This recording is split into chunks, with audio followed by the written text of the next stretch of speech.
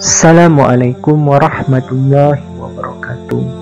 Dalam kesempatan kali ini kita akan mengisahkan kisah seorang sahabat yang jasadnya dijaga oleh Allah. Sahabat tersebut Asim bin Sabit. Perang Badar baru saja usai.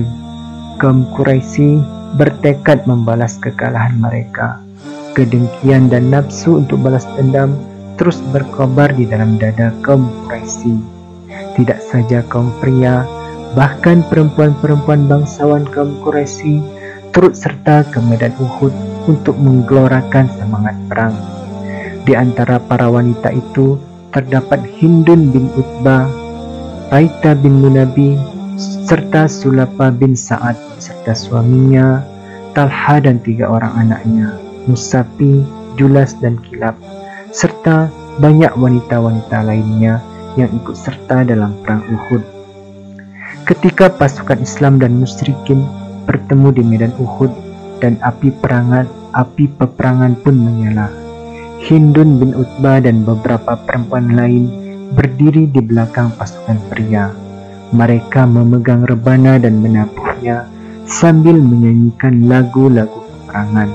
Lagu-lagu itu membakar semangat pasukan berkuda, membuat para suami bagai terkena sihir. Pertempuran pun usai. Kaum Quraisy meraih kemenangan pada peperangan tersebut. Para wanita Quraisy perlompatan berlarian ke tengah medan pertempuran, mabuk kemenangan. Mereka mencincang dan merusak mayat-mayat kaum muslimin yang gugur dalam pertempuran tersebut dengan cara yang sangat keji. Perut mayat-mayat itu mereka belah, matanya dicongkel, telinga dan hidungnya dipotong. Bahkan seorang di antara mereka tidak puas dengan cara begitu saja. Hidung dan telinga mayat-mayat itu dibuatnya menjadi kalung, lalu dipakainya untuk membalaskan dendam bapak, saudara dan pamannya yang terbunuh di Badar. Sulapa binti Sa'ad pun lain caranya. Dia tidak seperti perempuan lain. Hatinya guncang dan gelisah menunggu kemunculan suami dan ketiga anaknya. Dia berdiri bersama kawan-kawannya yang sedang mabuk kemenangan. Setelah lama menunggu dengan sia-sia, akhirnya dia masuk ke arena pertempuran sampai jauh ke dalam. Diperiksanya satu persatu wajah mayat yang bergelimpangan. Tiba-tiba didapatkannya mayat suaminya terbaring hampa berlumuran darah. Dia melompat bagaikan singa betina ketakutan. Kemudian ditujukannya pandangan ke segala arah mencari anak-anaknya, Musapi, Kilab dan Julas. Tidak berapa lama dia mencari ke segenap lapangan. Didapatinya Musapi dan Kilab telah tewas, namun Julas masih hidup dengan napas yang kembang kempis. Sulapa memeluk tubuh anaknya yang setengah mati sekarat. Kemudian diletakkannya lah kepala anak itu di pahanya. Dibersihkannya darah dari kening dan mulutnya. Air matanya kering karena pukulan berat yang sangat mengguncang hatinya. Kemudian ditatap wajah anaknya seraya bertanya, "Siapa lawan yang menjatuhkanmu?" Dengan napas putus nyambung, Julas menjawab, "Asim bin Sabit. Dia pula yang memukul roboh Musapi." Dan belum habis dia berbicara, napasnya sudah putus. Sulapa bin Sa'ad bagaikan orang gila. Dia menangis meraung-raung sekencang-kencangnya.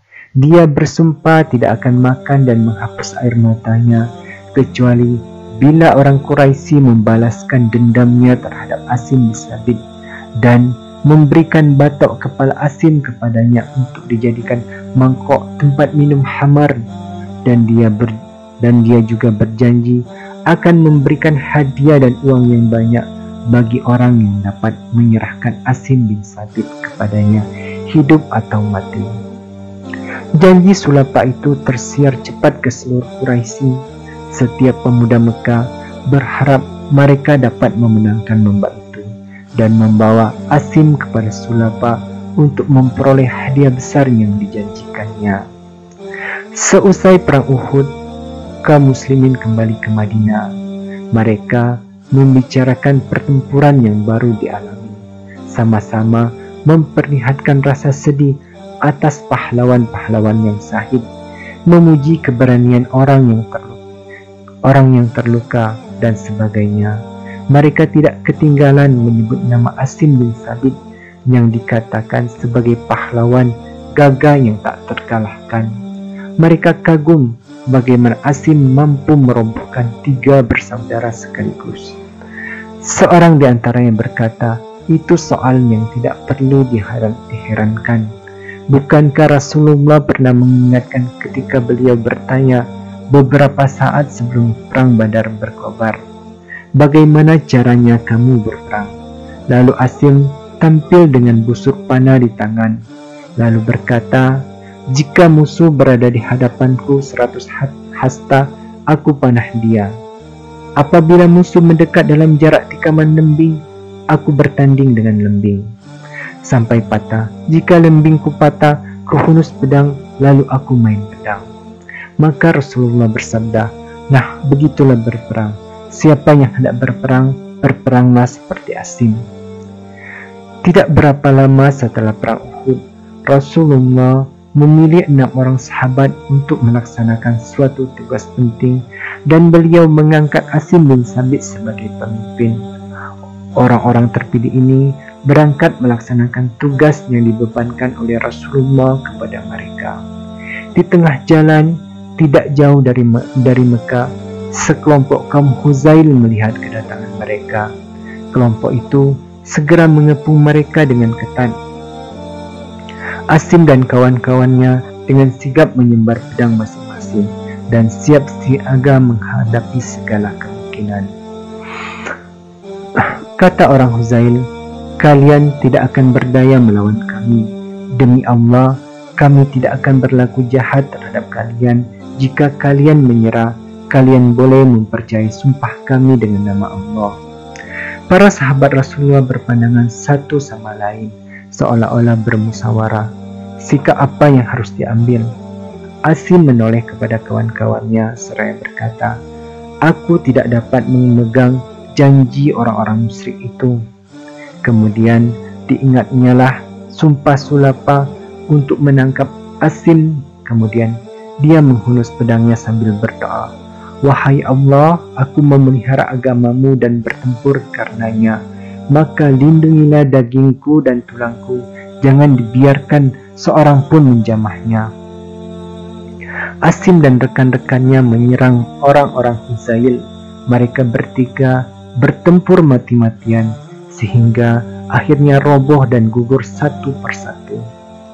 Adapun kawan Asim 3 lagi menyerah sebagai tawanan. Mereka dikhianati oleh kaum Huzail yang tidak memenuhi janji mereka. Pada mulanya kaum Huzail tidak mengetahui bahwa salah seorang di antara korban mereka adalah Asim bin Sabit. Namun setelah tahu bahwa salah satunya adalah Asim, mereka pun girang kepalang karena membayangkan hadiah besar yang akan mereka peroleh. Hanya beberapa saat setelah kematian Asim bin Sabit dan kawan-kawannya, kaum Quraisy telah mencium beritanya karena kaum Huzail tinggal tidak jauh dari kota Makkah. Para pemimpin Quraisy segera mengirimkan utusannya kepada pembunuh Asim dan meminta kepala Asim untuk menghilangkan dahaga Sulapa bin Sa'ad dan menyempurnakan sumpahnya.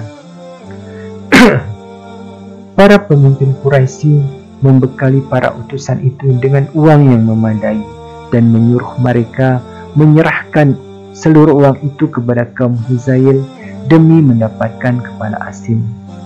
Kaum Huzail pergi mencari mayat Asim untuk memisahkan kepalanya dari jasad.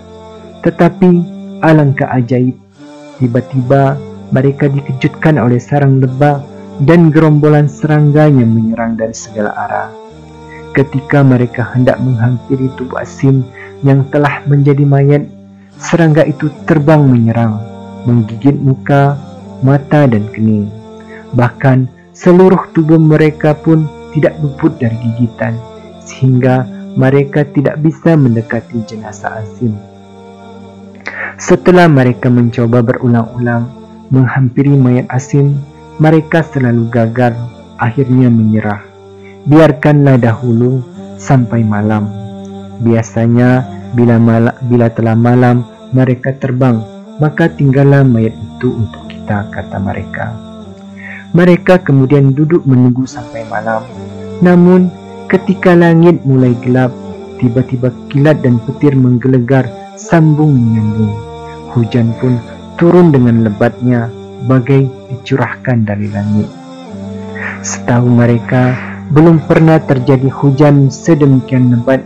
Dengan cepat, air mengalir dari tebing-tebing, memenuhi sungai-sungai dan menutup permukaan lembah. Banjir besar segera datang, melanda segala yang ada. Setelah subuh, mereka bangkit kembali mencari tubuh Asim di segala penjuru. Namun, usaha mereka sia-sia, bahkan mereka tidak menemukan bekas-bekasnya. Rupanya, banjir telah menghanyutkan mayat Asim tanpa diketahui kemana perginya. Allah Subhanahu wa Ta'ala memperkenankan doa Asim bin Sabit. Dia melindungi mayat Asim yang suci, jangan sampai dijamah oleh tangan-tangan kotor orang-orang musyrik. Demikianlah sahabat, sebuah kisah dari seorang sahabat Rasulullah, Asim bin Sabit. Semoga bisa memberikan pencerahan bagi kita semua. Assalamualaikum warahmatullahi wabarakatuh.